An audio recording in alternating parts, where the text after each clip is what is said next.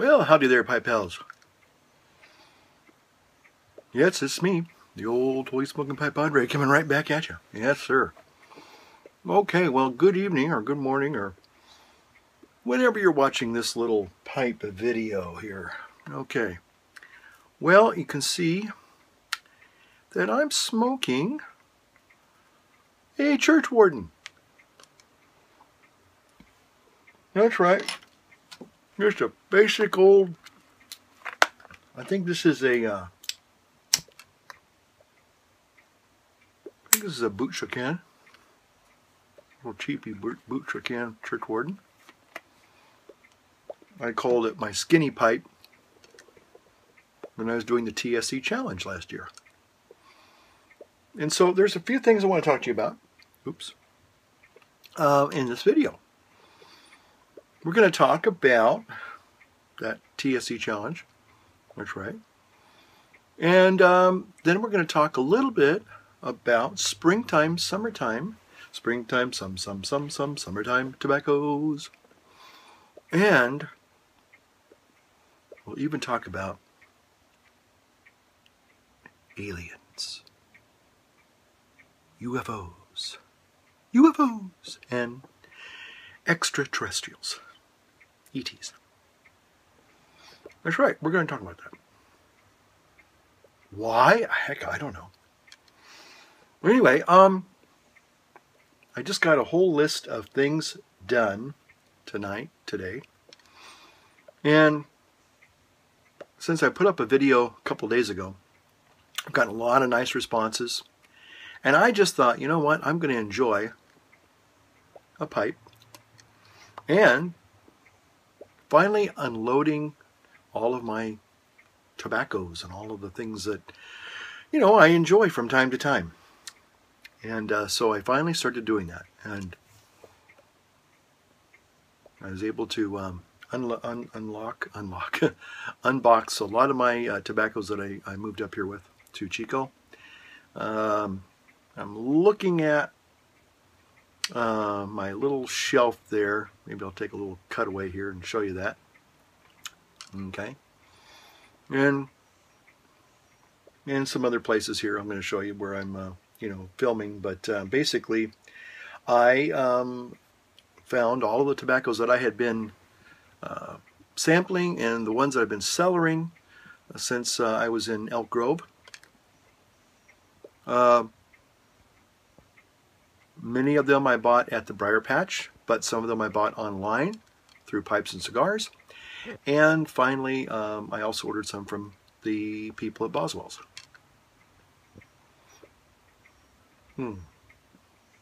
Now, tonight, I'm smoking some Orlik Golden Sliced. And there's a reason why I'm smoking Orlik Golden Sliced. And I'm going to talk to you about that in just a bit. Okay? There we go. But first, I'd want just to talk a little bit about the old diet and exercise program that I've been on for the last 2 years. And it's a little bit of accountability time here, folks. I have to be honest with you and tell you that I had, since I've been up here in Chico for the last 2 months, 2.5 months, well, kind of almost 3 months, because the first month I was kind of mostly moving a lot of stuff. I have probably gained about, this is alarming, that's why I'm kind of talking about it now, before it gets any worse, about 18 pounds, 20 pounds roughly. They're give or take about 3 or 4 pounds. About 20 pounds, I'd say. That's not good.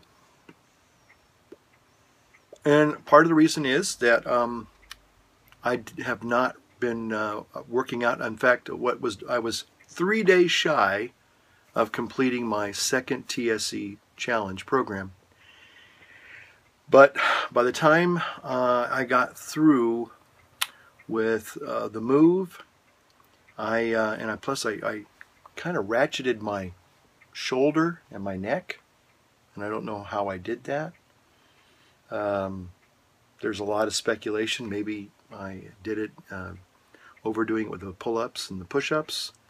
I had a new mattress just about a month before I left, and I like solid mattresses, and somebody said if you get like a super solid mattress, your lower back pain will go away, but then it transfers to your neck. And I said, oh, well, that's interesting. Maybe that's what happened. Anyway, long story short, and I feel, in some ways, I regret, I feel bad that I didn't finish my TSE challenge. I missed it by 3 days. I could have finished it, but it would not have been a real heartfelt, I had started out, and I gave it my all, but the last 4 weeks, it was just kind of going through the motions, and I really felt that. And even though it was probably better to maybe keep going and not quit, it's just that, after getting hurt and the move and just the transition, and plus trying to find a place to run up here, it all just kind of came tumbling down. So I decided, well, why not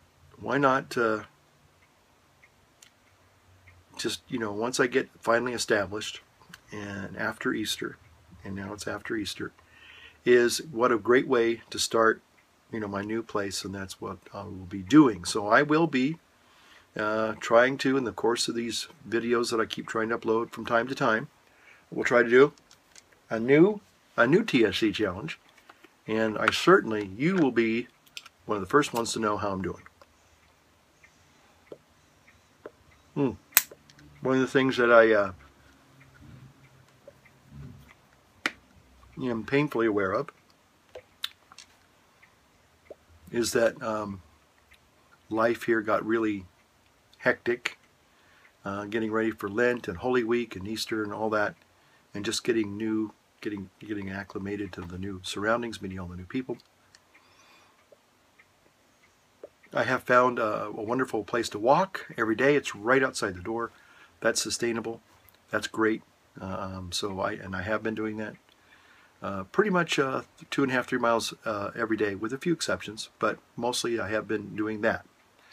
The other problem, though, is I've been unfortunately, I have to call myself a sugar addict, and even though I know sugar is very deleterious to our bodies, it was sort of like, well, it was quick energy, and people were giving me candy, and people were giving me cookies, and I said no to a lot of it, but I did say yes to some of it. So that kind of started taking a toll on me. So that's probably why the lack of running and working out with weights.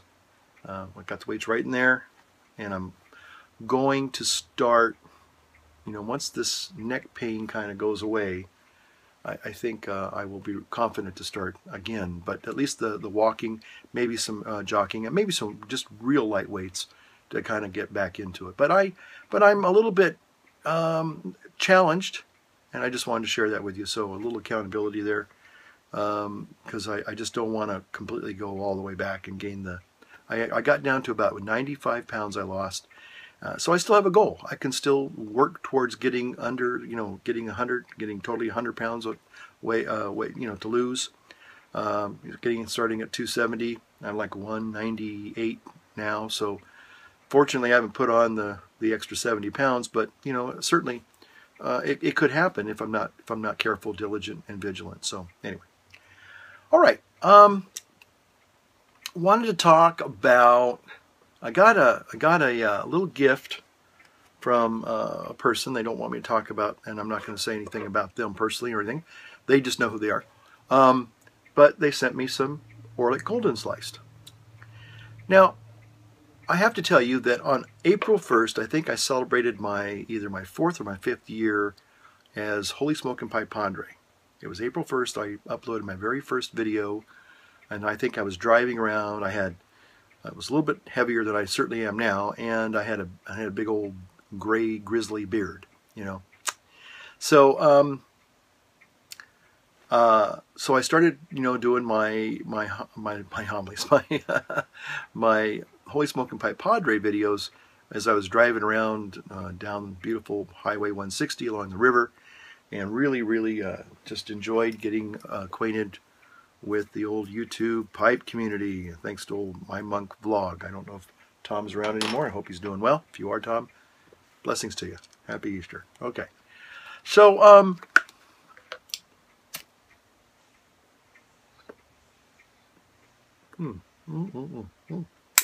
kind of goes to my point. Somebody asked me just yesterday, maybe it's even today, oops, or said, Father, can you recommend a springtime tobacco? He goes, I noticed that you had some fall favorites, like, so do we dare say, Silem's Black. And I got to tell you, folks, I even liked the green one and the red one. Sorry, the red one and the green one. Okay, now this one here had the coconut kind of flavor, which wasn't bad, but the red one, I think the red one was really, how should I say it? It was a challenge. Or maybe it was a green one as a challenge. I can't remember. I think I can if I look at it. There's the red one. Yeah, I think the red one was the real challenging one. The green one had the coconut flavor.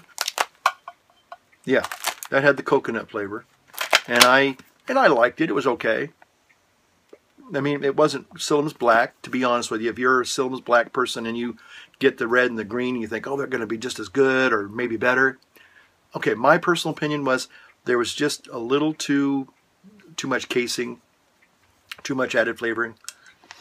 And the flavoring was just, well, the flavoring was okay on the green, but the red was at first, I just, I don't want to say it turned my stomach, but it was a challenge for me. And I, you know, I've talked to you guys about, you know, if you don't like a tobacco the first time you try it, we'll give it another try, you know, maybe give it a third try, you know, and whatever it is, you know. So I like the aroma of the red, but it just, for some reason, well, gotta be honest with you, I started, you know, it became an acquired taste. I actually was smoking this every night for about a week. And I kind of grew to find it interesting. You know, it was sort of like, I don't know. You know, somebody that, you know, that you're okay spending time with them.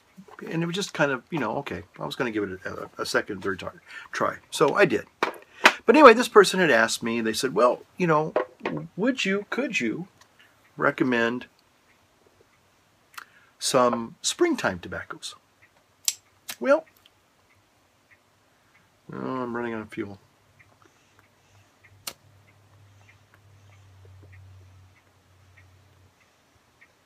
My little Dunhill lighter, folks, still got it. Although it needs to TLC there. And now I don't live close to the briar patch, so I'm a little disappointed. And then also there was a tobacco shop here, excuse me, in Chico called the Bidwell Cigar and Tobacco. And I thought, you know what? I'd been in there a couple of times. They have some nice pipes. They had some good selection of tins. They weren't on par with the briar patch, but they were pretty doggone close. Go in there today. They're right next to my bank. I was going to say, you know, I got a few extra bucks. I might even get a new pipe. Right? That's how much I really was looking forward to going there. Anyway, they were closed, and they're closed permanently. They're moving to Florida. Oh well. God bless them, I say. So anyway, so this gentleman asked me to recommend some springtime pipe tobaccos. And I started thinking, well, the only, you know, at first I said, well, okay, clearly Orlick Golden Slice was one of those first few tins that I tried, and I remember it very well because I was like looking for this. I thought it was a little nun on there. I thought, oh, a little cute nun. I thought that was a nun at first. Well, it's not a nun, it's a judge. Oh, but it kind of looks like a nun at a distance, doesn't it? Okay. Tell me if I'm wrong. I think I'm right. That looks like a nun there, okay? That looks like a nun at first, okay?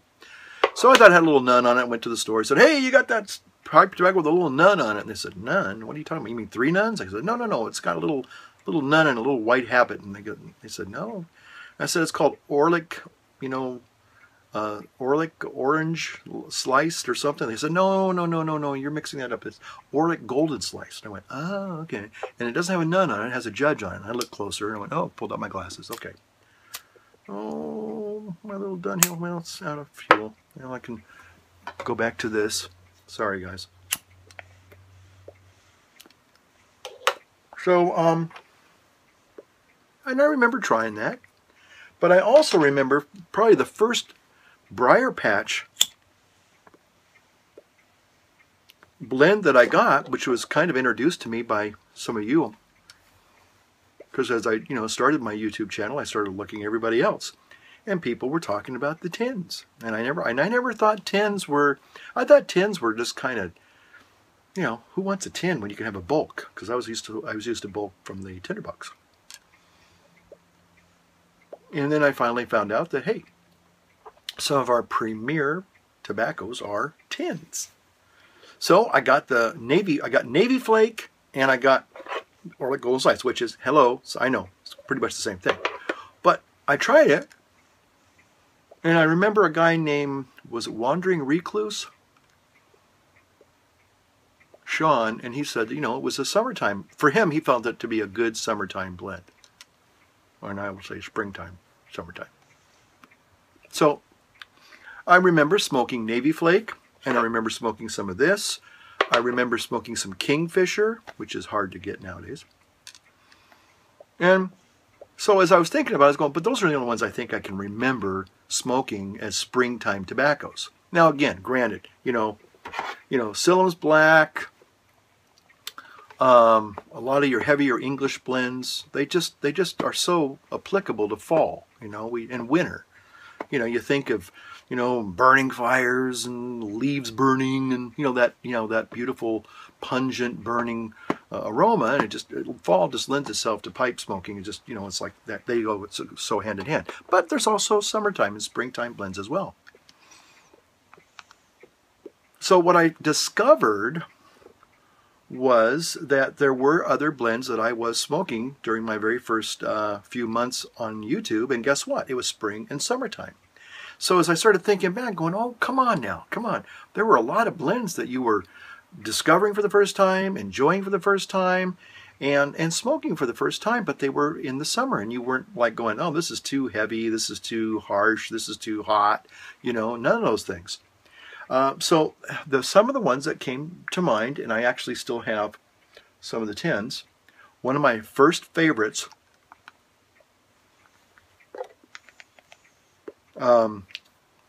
that I remember with great fondness. I'm going to try and tamp this down just a little bit more. Great fondness was, and it came to me by way of Dunhill Man UK, now Legacy Dot Man or something like that. But anyway, Sunset Breeze. Okay? Wonderful stuff. And I will say it for the benefit of you all, especially for David, it is delicious. I mean, this is heavenly. If you don't believe in extraterrestrials, this, my friends, will help you to do that. Okay? You will see them. They are around. Okay? Okay. It's easy to believe when you smoke some Sunset Breeze. Delicious. But wait, there's more. I even tried Escudo. Now this is more in English. In fact, this might have been the original tin. Little rolls. Yeah, they're still, I wouldn't say they're like moist, but they're not like dried tea. Oh yeah, look at that. That's still nice. Still nice. Look at that. It's still lovely, okay? It's a sweet, but it's a light, kind of a flake tobacco. Okay? Wonderful. I would say Dunhill Early Morning Pipe is a nice, light, enjoyable tobacco for a spring or summer day. Very easily. Let's see. I will say that possibly I did try some Squadron Leader. And although, okay, Squadron Leader. Now, it wasn't bad. In fact, I think Squadron Leader was a bulk blend from Briar Patch. They didn't have the cute little tin.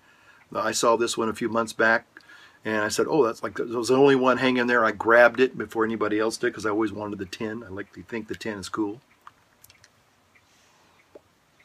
So anyway, Squadron Leader was light. I don't remember it being super flavorful, but it was light. Okay, so you can take it for that. But again, it would probably be for some people. They probably would enjoy that. I did try. I haven't opened this one, but Bagpiper's Dream is a sweet light tobacco. It's probably a little bit on par with Sunset Breeze. It is a Rat Trays blend, and I've tried Bagpiper's Dream, and again, it's not. I don't think it's a heavy blend, but it's flavorful, and I think it would make a. I think you could get away with smoking some Bagpiper's Dream on a summer evening, no problem. Stay. The other ones that I was trying were the Frogmorton blends. Yeah, we all love them, don't we? Froggy. Okay, Frogmorton. Okay, light. Now the word refreshing. I don't know. I can say delicious. I can say flavorful. I can say enjoyable, but refreshing. Now that's where the challenging comes in there. I don't know about refreshing.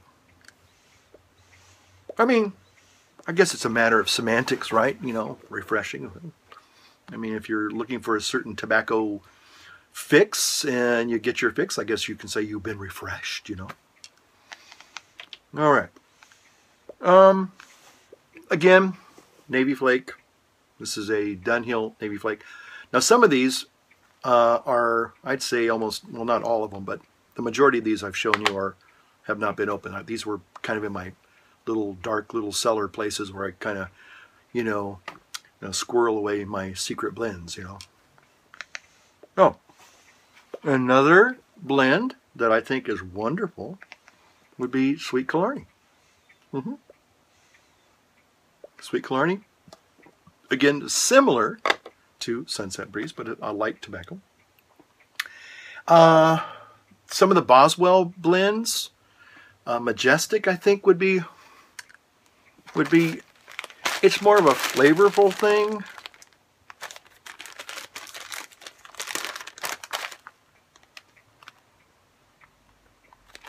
This is very light. Now, unfortunately, it has sat a little, probably too long, so normally when you open up a Boswell's blend, as old ADZ Pipes was saying the other night, the aroma just comes right through the box, This is probably on its last legs, and I obviously need to probably get around to smoking some of that. Briar Patch blends that I remember smoking during the summertime. I really enjoyed Black Velvet. Now, Black Velvet is a very dark looking Cavendish tobacco, and it looks like it's heavy, but actually it's a very light, sweet, aromatic tobacco, and I find it delightful. Yeah, I could smoke. In fact, one of the few times I could say, do I have a go-to blend or do I have a blend that I could smoke all day? This definitely would be one of them, because I have literally smoked 3 or 4 bowls of this in a day, over a course of a day, and have not had any real problems with it whatsoever. It's great. Okay, I loved it. I thought it was good. Some people might not care for it because it is a cased tobacco. Okay.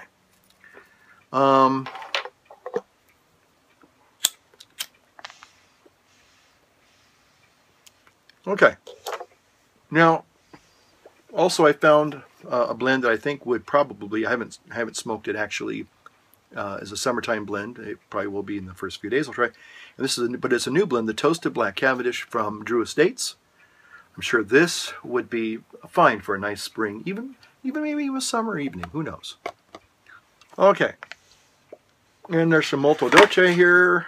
I don't think I've opened this, and I'm not going to. Nope. But I know and heard that this is really wonderful. Now, the very last, one of the last tobaccos that I was smoking, and this is honor of old Eric Austin Lee, the theobacconist, is this Dark Woods, or Black Woods flake.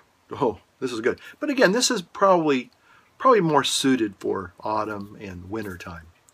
But still, if you haven't gotten yourself up 10 of these, 10 or 2 of these, please do so before fall. You will not be disappointed. Okay, now I'm going to save something. I don't want to say the best for last, but I'm going to save something for last. Okay. This might have been the original 10, but I think I put some extra one. Okay, one of my videos. One of my earlier videos. By the way, I've made all my videos public again, so if you want to watch them, you can. I just kind of thought maybe I might be a little too crazy in some of them, and I kind of debated whether I wanted, folks to see how goofy I can be, and I realized, it's just me, and although I have my other channel and I'll do my theology stuff there. This is kind of the more low-key version of yours truly. And again, I do like pipes and stuff, and I like to just, I kind of feel like I'm part of a clubhouse here. So, I'm we're in school here. We're all together, and, but some people might kind of wonder, why is that priest smoking a pipe, And some people kind of get a little bit nervous, and they think, oh gosh, again, we all know that smoking is kind of one of those things that people, have some strong opinions about. And, for me, it's never been an issue, but for some people it might be, and I just didn't want to, offend anybody, I guess. But I thought, well, there's worse things in the world than, smoking a pipe, I think. So I don't think I'm doing anything immoral or unethical, but still, some people might think I'm promoting smoking, and that's not really what I'm doing. I am enjoying a hobby, and this is a hobby. But anyway, I digress. Okay, so I wanted to say that the 110, and there's a video of this, and you can go find it. It's up now. Was where I opened this Black Mallory. Oops. Black Mallory, okay? Turn around there. Rattray's Black Mallory. This. Now I have a little disclaimer. When I opened this tin, there were 2 tins. Now I bought these tobaccos back. Now it was almost 15 years ago. I came back from Germany, from being in the Army, went to Sacramento and bought some tobaccos, and then I packed up everything and moved down to Los Osos, the Valley of the Bears. And so I had these, some of these I had, and I did not open them. They just traveled with me. Every time I moved, I'd throw them in a box, and I said, well, one of these days I'll open that and see what it's all about, right? How many of you guys do that? So I remember finding this. It was in a little dark cubby hole in one of my cabinets. And I said, oh, now that I'm back kind of smoking pipes on a regular basis, I'm always wanted to try this. I had a dear friend who, before he stopped smoking pipes a long, long time ago, but he used to be a big Black Mallory fan. Well, I remember, and it may even be on the video. I might have actually opened this on the video. And the thing was, if it didn't open on the video, and you can't see the video, at least I talk about what happened. I remember opening this tin, and again, there was a little bit of a bulge. Some fermentation was going on there. And I'll never forget, when I opened this tin, it just shot out. It just like a waterfall. It just started, pouring out of this tin. And the fragrance was incredible. It was a light, delicate, yes, it was an English flavoring, but it wasn't heavy. It wasn't, harsh. It wasn't thick, like something you would, like a tar, heavy-bodied, tobacco you might smoke during, fall or winter. And I remember just falling in love with Black Mallory. Now again, it was a fermented can. It had been cellared by accident. I didn't do this, I had learned about cellaring tobaccos from you all when I first started the pipe channel. And but anyway, I just remember how wonderful Black Mallory was.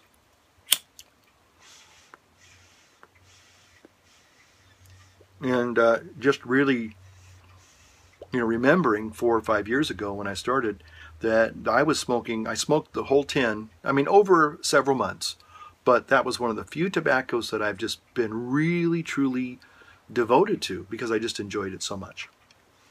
And I remember that it was extremely light and, I dare say, refreshing. If I could say anything about a tobacco, of all these that I have had, many of them are perfect complements to a spring evening, spring day, summer evening. But I do have to say that of all of them, the Black Mallory, at least the fermented one, truly was kind of refreshing. It was, and especially as it, as it just, that fragrance, it was just so rich and yet light, delicate, balanced. It was just perfect. It was just perfect. So, I hope that answers your question. Now, again, some of you may choose to disagree and say, I don't know what you're talking about. You don't know what you're talking about. I would never consider that a springtime blend. And that's okay. Tell us what you like. Maybe, obviously there's so many wonderful blends out there. And it's like classical music. It's like, I don't care how many years or how long you've loved classical music, I learn something new just about every single day. I discover a piece of music I have never heard before. And there are certainly lots and lots and lots and lots of wonderful tobaccos out there that I'm sure many, many people could say, oh, well, have you tried this? And I do get that and go, nope, never tried that before, So, now, to close this video, yeah, this golden slice, I have to say, do I want to say the word refreshing? I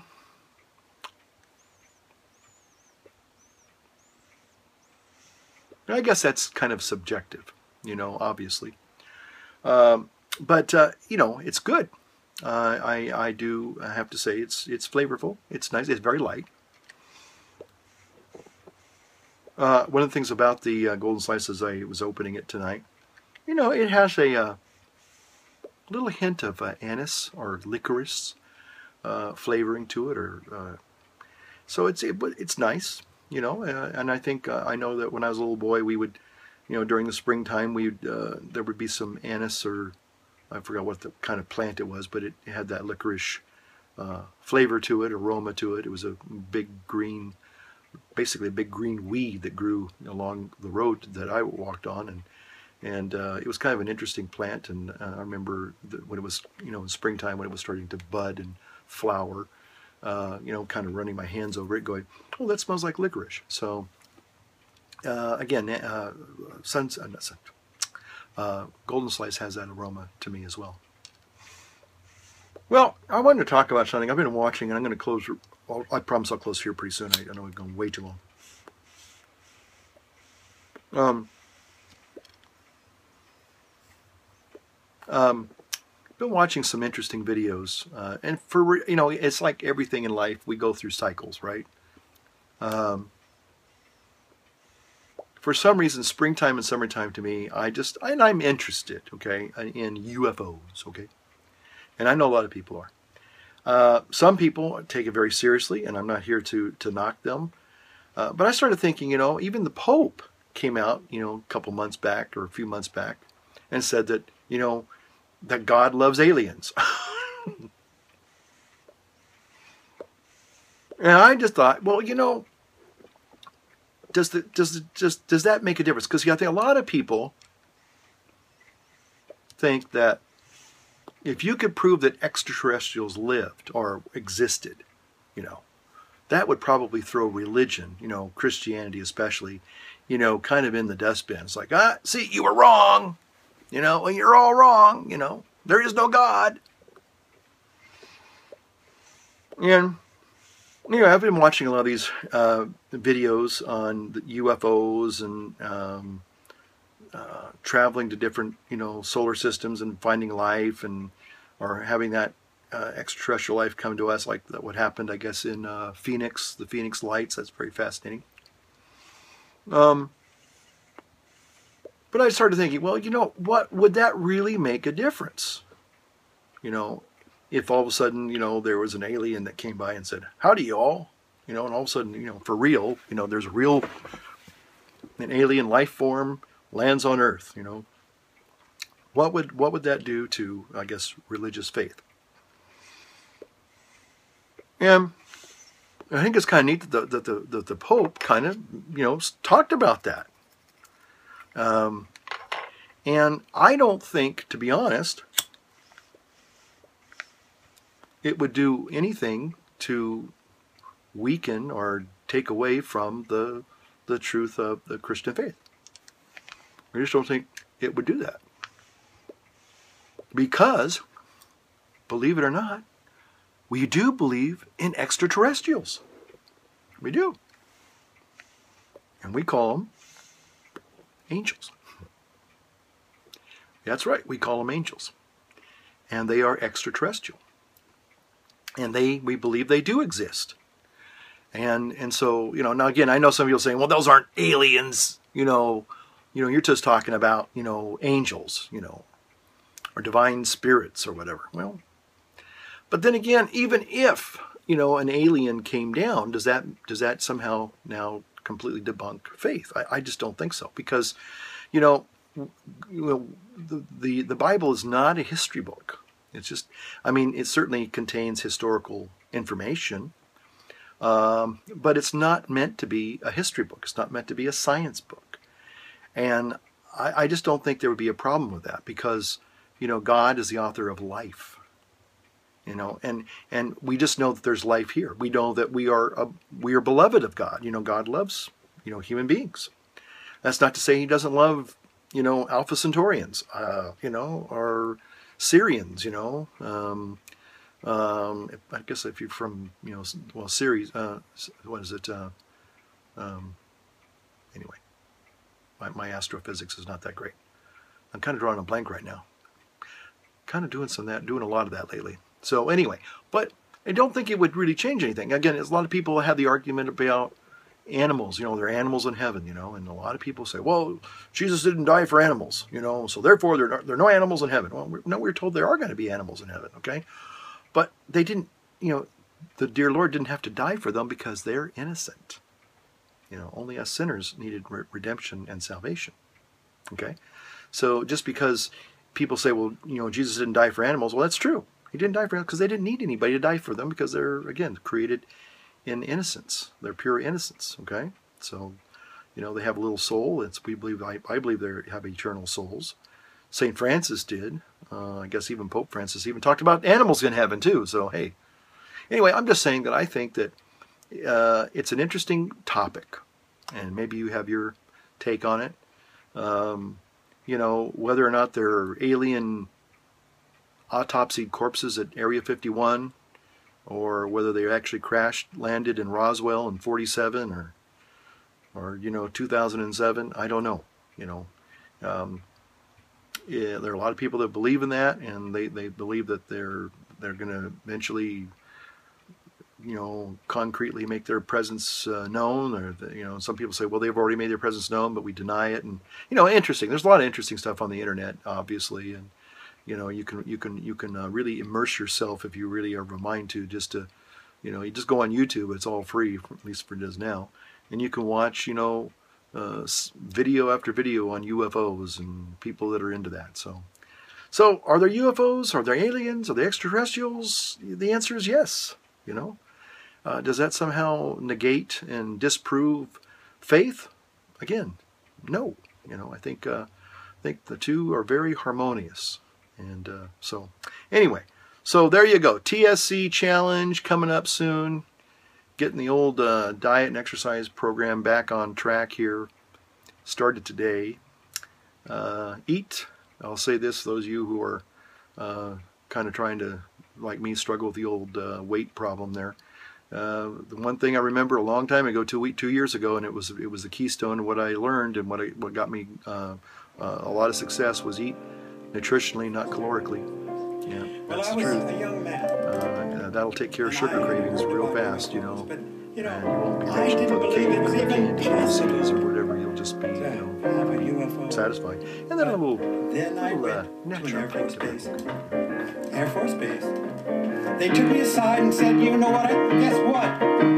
We have an alien among us. And I said, you've got to be kidding. And they said, would we kid anybody? No. Off to the Air Force base. Went off to the Air Force base.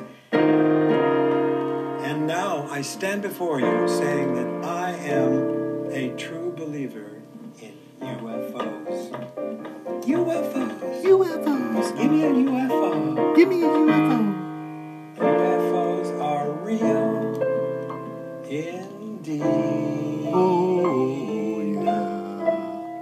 yeah. Yeah. That is so dumb. I mean, it didn't even make any sense.